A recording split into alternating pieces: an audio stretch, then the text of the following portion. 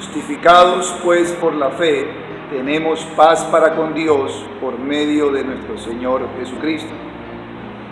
Romanos capítulo 5, versículo 1.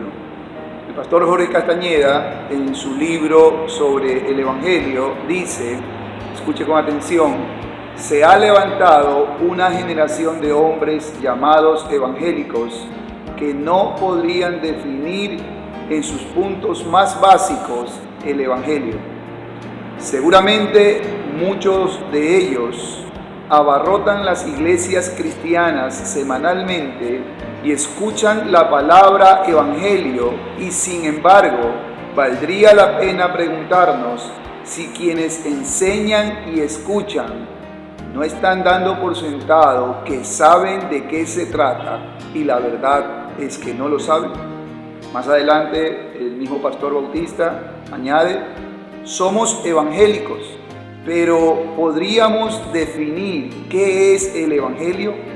Se nos impulsa a evangelizar, es decir, a comunicar el evangelio o las buenas nuevas, pero ¿cuál es su contenido? ¿Cuál es el contenido de nuestro mensaje? Si preguntáramos a cada cual que se confiesa cristiano de qué trata el evangelio, tendríamos, es una pregunta, una respuesta unificada. Y luego afirma: tendríamos tantas definiciones como a tantas personas se les pregunte. Y he empezado citando estas palabras del pastor Jorge Castañeda porque estoy totalmente de acuerdo con estas afirmaciones. Porque siendo que el evangelio es uno solo, si le preguntáramos a 500 personas, a 1000 de esos cristianos evangélicos que abarrotan las iglesias evangélicas hoy, que nos definan qué es el evangelio, aunque cada uno use sus propios términos, en general deberían decir lo mismo. Pero sospecho que el pastor no se equivoca en esta afirmación respecto a que tendríamos tantas respuestas como a tantas personas se les pregunte. Así que, pensando en esto, y también con la intención de compartir el Evangelio a través de este medio, he dispuesto en mi corazón explicar y hablar algunos temas que están encerrados en el Evangelio. Y básicamente lo que quiero meditar es cuáles son los resultados de la muerte y de la resurrección de Cristo. Todo el mundo sabe que Cristo murió y resucitó al tercer día para salvar pecadores, pero quisiera traer a sus memorias y a sus conciencias cuáles fueron los resultados de la muerte y de la resurrección de Cristo. O dicho de otra manera, ¿qué sucede cuando la muerte y la resurrección de Jesús se le aplica a un pecador? Bueno, en primer lugar, quisiera hablarles de la justificación. Romanos capítulo 5, versículo 1 dice: justificados pues por la fe, tenemos paz para con Dios por medio de nuestro Señor Jesucristo. Y este es uno de los versículos que nos ayuda a comprender el glorioso beneficio de la justificación que todo pecador que crea en Cristo, que se arrepiente de sus pecados, recibirá. La justificación de sus pecados. Entonces, vamos a meditar en dos partes. En primer lugar, en este video vamos a mirar la necesidad del hombre. Según este texto, la necesidad del hombre es ser justificado, la justificación. En segundo lugar, vamos a mirar el logro de Cristo. ¿Cuál fue el logro de Cristo? Cristo logró justificar a aquellos que Él vino a salvar. En tercer lugar, vamos a meditar en el medio para obtener la justificación, que es, según este texto, la fe en Jesucristo. Y en último lugar, vamos a meditar en el beneficio de haber sido justificado. El texto dice que tenemos paz con Dios, no la paz de Dios, sino principalmente paz con Dios. Entonces, en primer lugar, la necesidad de justificación. Una definición clara de lo que es ser justificado es declarar justo. Justificar es declarar a alguien justo, no es hacerlo justo, sino declararlo justo y tratarlo como si fuera justo. Ahora, hay una definición también que encontré que es hacer que una cosa resulte aceptable. Eso es justificar en un sentido más amplio. Hacer que algo resulte aceptable. En este caso, según el Evangelio, el hombre, es decir, usted, querido amigo, joven, señorita, necesita ser justificado ante Dios. Si tomo la definición que mencioné hace un momento, podríamos decir que usted necesita ser agradable a Dios, ser hecho. Usted necesita resultar agradable a Dios porque no lo es. Esa es la razón que la Biblia presenta. No importa quién sea usted, la Biblia enseña que el hombre, tal como está en su estado natural, no le resulta agradable a Dios. Así que este hombre necesita ser justificado. Ahora, la pregunta es ¿por qué? ¿Por qué el hombre necesita ser justificado? Amigos, una justificación solo es necesaria donde se ha hecho algo malo, o donde se ha cometido algo malo. Por ejemplo, si yo no voy al colegio el día del examen final, entonces seguramente que yo he de necesitar una muy buena justificación para que las autoridades me quieran tomar el examen final. Ahora, otro ejemplo, si yo por ejemplo llego a mi casa y soy casado y llegara con unas manchas de lápiz labial en mi cuello y al entrar a la casa mi esposa viera esas manchas, ¿qué cree que ella va a exigir de mí? Va a exigir una justificación. Así que una justificación es necesaria donde algo malo hay, donde algo malo ha pasado, donde ha ocurrido algo, ¿notan? Y la justificación para que sea justificación, debe lograr que resulte aceptable aquello que inicialmente no lo era. Entonces la pregunta es, ¿por qué la Biblia me ofrece ser justificado? ¿Esta es una oferta ingenua de la Biblia? No lo es. La razón de por qué la Biblia me ofrece ser justificado delante de Dios, en primer lugar, se debe a quién soy yo. La Biblia dice que yo soy un pecador. Y creo que no hay pasaje que describa en un solo lugar la condición espiritual del ser humano, de usted, amigo, amiga, joven, caballero, que Romanos capítulo 3. En Romanos 3 dice, como está escrito, no hay justo, no hay ni siquiera aún uno. No hay quien entienda, no hay quien busque a Dios. Escuche, todos se desviaron, a una se hicieron inútiles. No hay en el mundo quien haga lo bueno, no hay ni siquiera uno. Y sigue describiendo la condición espiritual de cada hombre en su estado natural y dice, todos se desviaron, a una se hicieron inútiles, no hay quien haga lo bueno. Dice, sepulcro abierto es su garganta, con su lengua engañan, veneno de áspides hay debajo de sus labios. Su boca está llena de maldición y de amargura. Sus pies se apresuran para derramar sangre. Quebranto y desventura hay en sus caminos. No conocieron camino de paz. No hay temor de Dios delante de sus ojos. ¿Qué es lo que tenemos aquí? En otros sermones podríamos explicar detalladamente que lo que tenemos aquí es una descripción, primero general y luego detallada, del estado espiritual de todo hombre. Cuando la Biblia nos acusa de ser pecadores, el ser humano oye eso como si la Biblia nos estuviera diciendo que usted y yo tenemos una gripita. Cuando usted y yo tenemos una gripe, esto es una enfermedad menor considerada por muchos de nosotros, usted no se escandaliza, usted no se preocupa por eso, a usted no le parece que usted necesita ayuda por eso. ¿Por qué? Porque usted considera que tal vez una limonada caliente en la noche resuelve ese problema y usted sigue adelante con su vida. La noticia de que usted tiene una gripita no le altera la vida, no le preocupa, no le incomoda, no le afecta. Y así es como muchos pecadores al día de hoy, cuando escuchan que la Biblia les acusa de ser pecadores, así es como muchos entienden que son pecadores.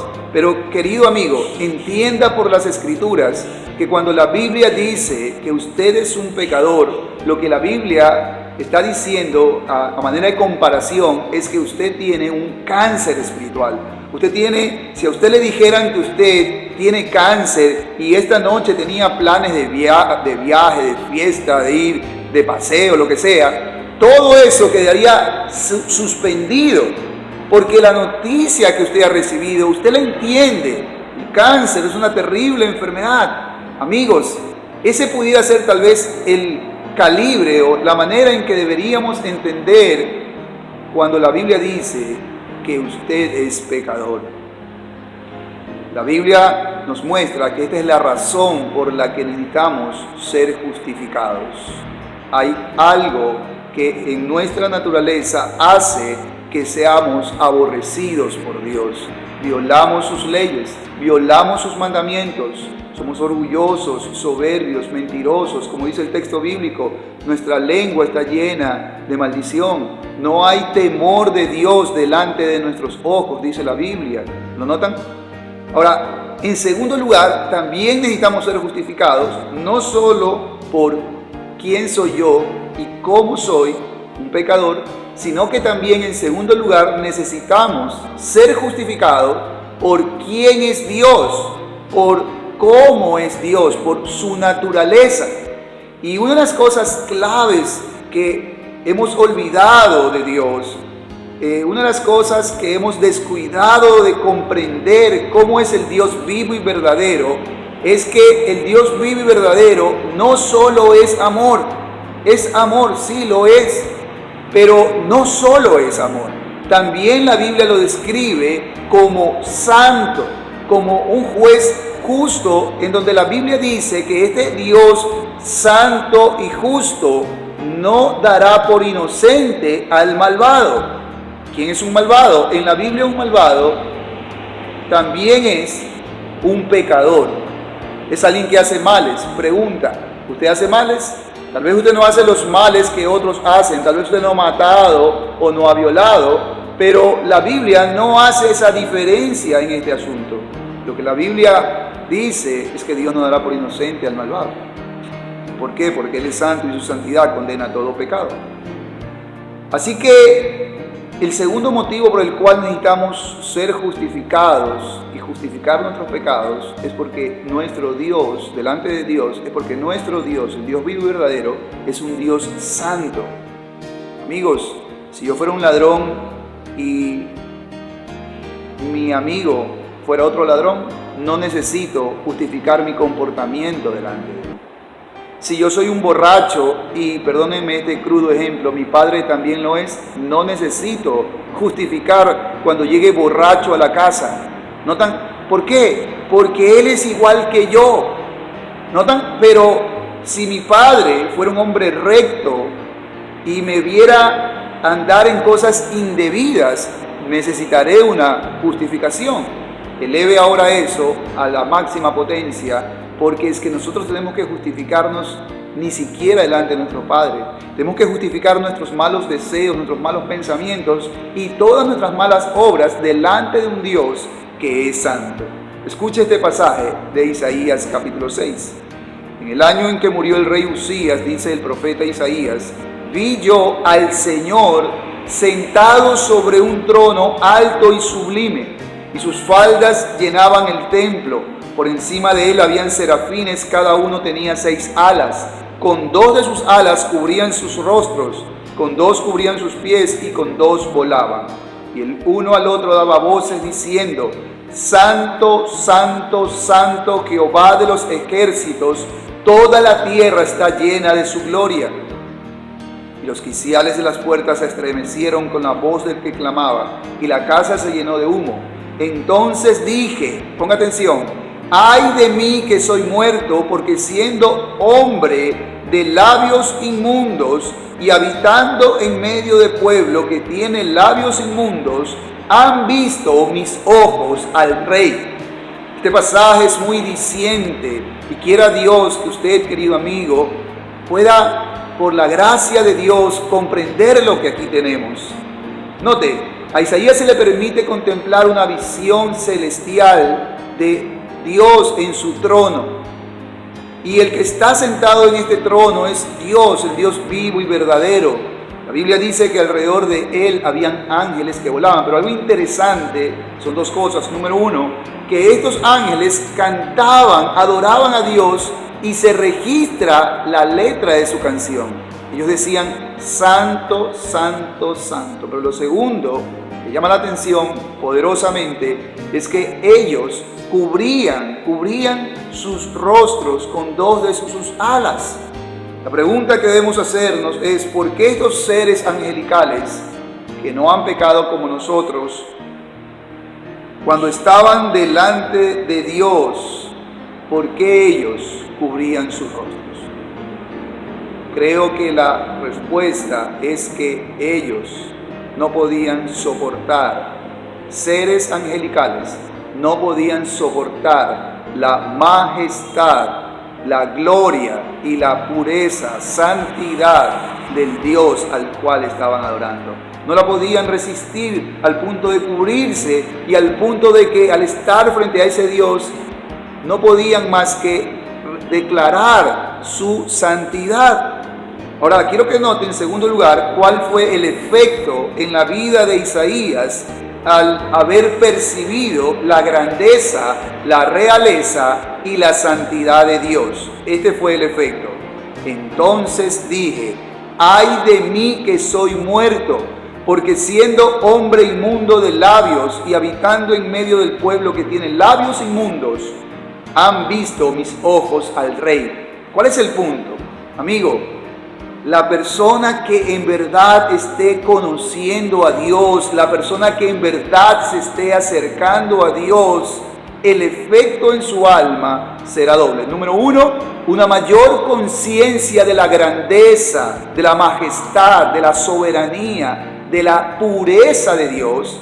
Y número dos, una mayor conciencia, se despertará más mi conciencia respecto a mi pecado, respecto a mi inmundicia, respecto a mi maldad. Así que si usted va todos los domingos a una iglesia, cualquiera que ésta sea, pero en usted no se despierta esta doble conciencia de la majestad de Dios y de cómo usted y sus pecados de palabra, de pensamiento, de obra o de omisión, cómo esos pecados ofenden a ese Dios santo, si ese ir a la iglesia, si ese leer la Biblia no lo conduce a una humillación delante de Dios, a rogarle a Dios, por ejemplo, que le justifique sus pecados, entonces, mi querido amigo, lamentablemente usted está perdiendo el tiempo. En Éxodo 34 dice la Biblia que este Dios no dará por inocente al malvado. Ahora la pregunta es esta, ¿pueden ver el punto? El punto es este, ¿cómo pueden relacionarse dos seres totalmente distintos? Yo, un pecador que aún no está la palabra en mi boca y ya he pecado con pensamientos y deseos impuros. ¿Y cómo puedo relacionarme yo, un hombre, con un Dios, pero un hombre que es pecador con un Dios santo? Esto pone una gran distancia entre el uno y el otro. Y esta distancia no es física, podríamos decir, es una distancia espiritual, es una distancia de naturaleza. Él es distinto a mí. Él es Dios, yo hombre. Él es santo, yo pecador. Él es todopoderoso, yo finito y limitado. Él es creador, yo soy criatura. Y estas dos realidades, querido amigo, escuche, según el Evangelio, han hecho enemistad entre usted y Dios. Y esa enemistad no se la puede resolver por la religión, no se la puede resolver por las buenas obras. Usted no puede ser justificado de sus pecados delante de ese Dios santo yendo a la iglesia, haciendo estas obras. No. Es decir, esta situación nos ha distanciado a Dios de nosotros y a nosotros de Dios. Y no hay manera en que podamos justificarnos.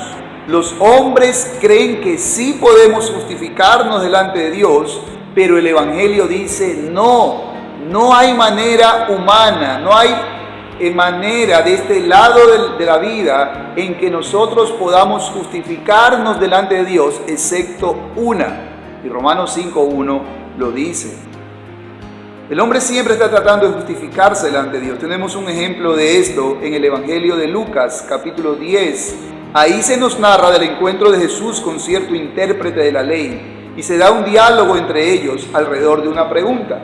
Dice así el texto: y he aquí un intérprete de la ley se levantó y dijo para probarle: Maestro, ¿haciendo qué cosa heredaré la vida eterna? Él le dijo: ¿qué está escrito en la ley? ¿Cómo lees? Aquel respondiendo dijo: amarás al Señor tu Dios con todo tu corazón, con toda tu alma, con todas tus fuerzas y con toda tu mente, y al prójimo como a ti mismo. Y él dijo: bien has respondido, dijo el Señor, haz esto y vivirás. Pero escuche, pero él, queriendo justificarse a sí mismo, dijo a Jesús: ¿quién es mi prójimo? Noten que este diálogo termina en su primera parte con un intento fallido de este hombre de justificarse. Un intento fallido. Según el texto bíblico, este hombre quería mostrar su justicia ante Jesús. Quería que su vida pareciera irreprensible ante Jesús. Quería ser y mostrarse aceptable delante de Jesús. Pero el punto que el Evangelio enseña es esta, y que este pasaje enseña es este: él no se podía justificar delante de Jesús. Él creía que sí y lo intentó y falló, porque según el Evangelio no hay manera en nosotros, que esté en nosotros, en que yo pueda justificarme. Una pregunta importante es: ¿por qué este hombre quiso justificarse? Es decir, más ampliamente, ¿cuándo los seres humanos tenemos esa necesidad de justificarnos ante los demás? La respuesta es cuando nos sentimos acusados. Y quiero que noten que la larga enseñanza de Jesús, la hábil conversación y respuesta de Jesús, pero sobre todo la persona de Jesús, incomodó a este intérprete de la ley y lo hizo sentirse acusado y culpable. Y este hombre, en una maniobra fallida, intenta escapar del escrutinio que Jesús hace de su conducta y de los motivos para tener esa conducta pecaminosa. Este hombre erróneamente apela a la autojustificación en lugar de la autohumillación. Y he citado a este ejemplo de muchos que podría citar, de intentos fallidos de autojustificación delante de Dios, porque en este hombre está representado usted, querido amigo, joven, señora, caballero, amigo. Este hombre y su actitud de autojustificar ante el Señor sus malas obras, sus malas actitudes, sus malas intenciones y pecados, es el fiel reflejo de lo que tú eres, de lo que todo hombre pecador es. Sé que al igual que este hombre, cada vez que escuchas las increpaciones del Evangelio acerca de tus pecados y desatinos, yo sé que tratas de hacer que tus pecados, tus inmoralidades y desatinos parezcan más aceptables, parezcan menos pecaminosas, y con ellos tratas de justificar esos pecados ante tu esposa, hijos, padres, amigos, hermanos, pastor. Pero lo peor o lo más grave es que tratas con esas maniobras de justificarte y de justificar esos pecados ante Dios. Por ejemplo, sé que a lo largo de los años te has esforzado en maniobrar para que tu adulterio no parezca adulterio, para que tu mentira no parezca mentira, para que tu soberbia no parezca soberbia, y así justificar algo que Dios, por el derecho de ser Dios, llama pecado y condena en nosotros. Sé que te esfuerzas en maniobrar para que tus deseos de venganza parezcan a los ojos de los demás sed de justicia. Sé que te esfuerzas en maniobrar para que tu afán de chisme parezca interés y amor por los demás, para que tu lástima parezca compasión, para que tu legalismo religioso parezca celo santo y temor reverente, y para que tu espíritu criticón y justiciero parezca amor por la verdad. En resumen, querido amigo, yo sé que tratas de que tus malas obras parezcan buenas y también sé que es muy probable que te hayas hecho tan hábil en esta nefasta ocupación al punto de haber logrado engañar a casi todos, pero no lo suficiente para escapar del escrutinio de aquel de quien se dijo que no está la palabra en nuestra boca y él ya la sabe. Con tu simulación y astucia para maniobrar con tus pecados, no has podido escapar al juicio de Dios como este hombre no lo pudo hacer. Ningún hombre se podrá justificar delante de Dios. Amigo, engañas a tu mujer, eres orgulloso, soberbio.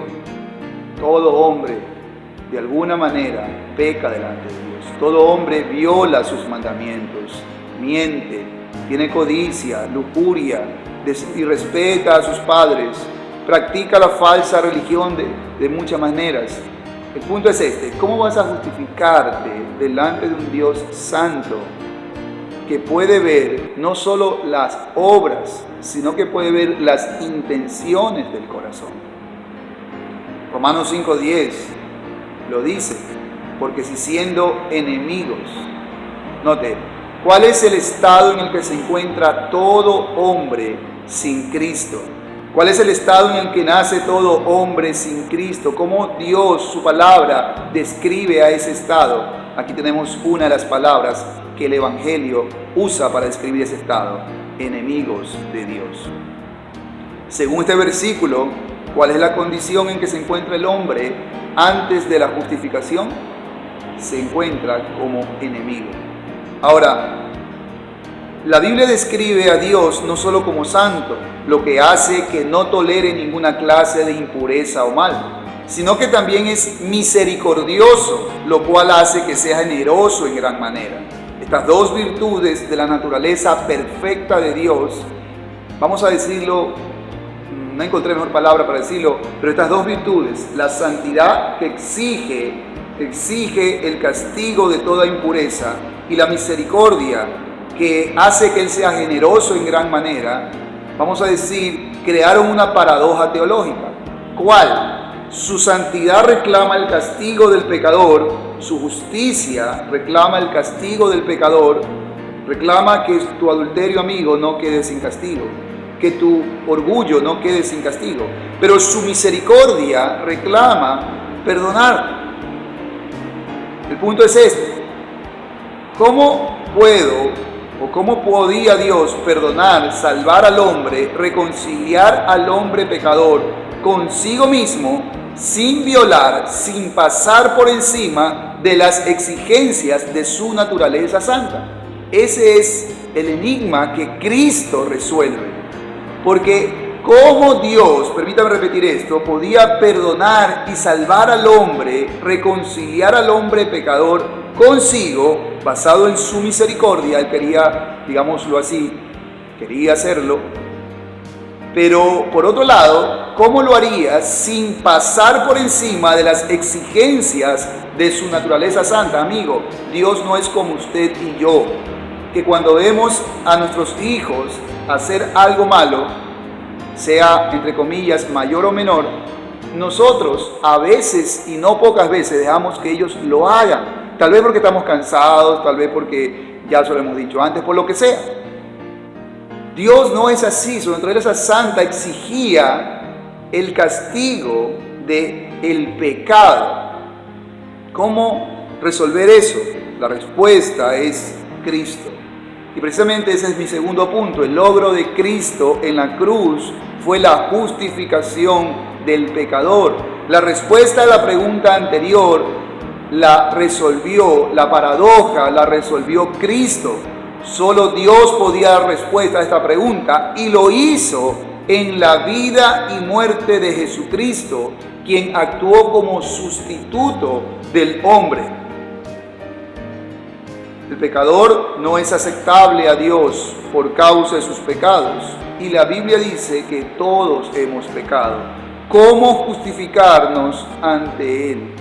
¿Cómo vamos a justificar, amigo? Un día vas a morir y en tu lista de vida aparece, o en tu vida aparece una larga lista de toda clase de pecados que si salieran a la luz pública hoy te avergonzarían.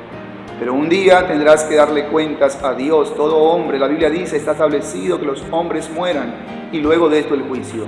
¿Cómo vas a justificar tus pecados delante de Dios? La Biblia dice de esta manera: justificados pues por la fe, tenemos paz para con Dios por medio de nuestro Señor Jesucristo.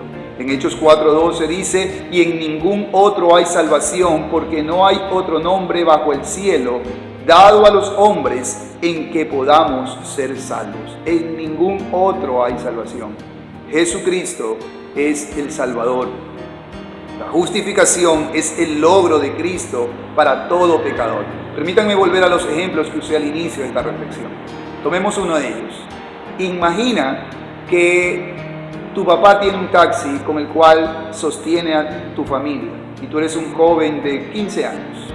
El taxi es el medio por el cual él sustenta a sus 3 hermanos, a ti y a tu mamá. Pero un día tú locamente decides tomar las llaves del taxi sin permiso e irte con tus amigos a una fiesta. También decides violar el mandamiento que Dios te ha dado de no tomar bebidas alcohólicas. Y por último, también violas el mandamiento que Él te ha dado de que cuando salgas con tus amigos regreses no más allá de las 12 de la noche. Ahora imagina que estás borracho en la fiesta, son las 3 de la mañana, y regresando de ella destruyes en un choque el carro que es el sustento de tu familia.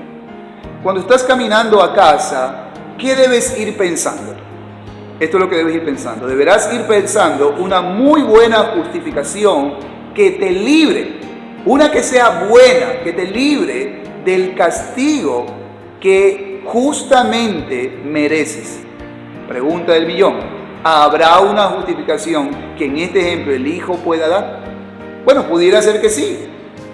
Pudiera ser que el joven diga: ¿sabes qué, papá? Antes que me castigues, quiero decirte que yo no me llevé el carro. Lo que pasa es que cuando tú no estabas, vinieron unos secuestradores, me cogieron, me subieron al carro, me drogaron, me emborracharon, luego chocaron el carro y me dejaron botado. Tal vez así te librarías. Pero el problema es que en el Evangelio, según el Evangelio, la Biblia dice que no hay manera en que puedas justificar tus mentiras, tus soberbias, tus orgullos, tu idolatría, tu adulterio, tu fornicación, tu codicia, etcétera, etcétera, etcétera. Pregúntate: ¿cómo vas a justificarle a Dios tus blasfemias cuando mueras y estés delante de Él? ¿Qué justificación le vas a dar lo suficientemente buena como para que Él te perdone? Como para que Él diga: ok, por lo que me estás diciendo, tu falta queda justificada. ¿Lo notas? ¿Cómo le vas a justificar a Dios que has engañado a tu mujer, que has abortado, que has matado, que has violado, que has sido orgulloso, soberbio? ¿Qué justificación tan buena le darás por la cual Él, el Dios Santo, diga: abran las puertas del cielo para este pecador? Escucha, solo hay una, y es esta. Roberto Bulgarín tiene esta justificación: Señor, yo soy un vil pecador.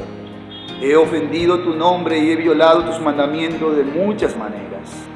Pero tu palabra dice: justificados pues por la fe, tenemos paz para con Dios. Justificados pues por la fe, por medio de nuestro Señor Jesucristo, tenemos paz para con Dios. Yo he creído en Cristo. He creído que Él es el Salvador y yo me he arrepentido de mis pecados delante de Cristo, tal como tu palabra lo decía. Ahora, Señor, por los méritos de tu Hijo amado, quien murió en una cruz para salvarme, te ruego que me des la salvación. Por supuesto, esto es una representación un poco en mis palabras torpes de lo que la Biblia declara. Y con esto concluyo. En ninguno otro hay salvación, porque no hay otro nombre bajo el cielo dado a los hombres en que podamos ser salvos. Justificados pues por la fe, tenemos paz para con Dios. Amigos, muchos de ustedes ahora mismo no les parece que necesitan ser justificados, pero quiera Dios que llegue el día en que puedas en tu alma tener esa necesidad, puedas sentir la carga de los pecados que ya has cometido, de lo que estás haciendo. Y cuando tengas esa carga de darte cuenta de tus maldades, de darte cuenta de cómo ofendes a Dios. Y cuando sientas esa carga, recuerda este versículo. Recuerda que Dios te ofrece la justificación de tus pecados y que Dios acepta solo una justificación. Y esto es por la fe en Cristo. Que Dios los bendiga.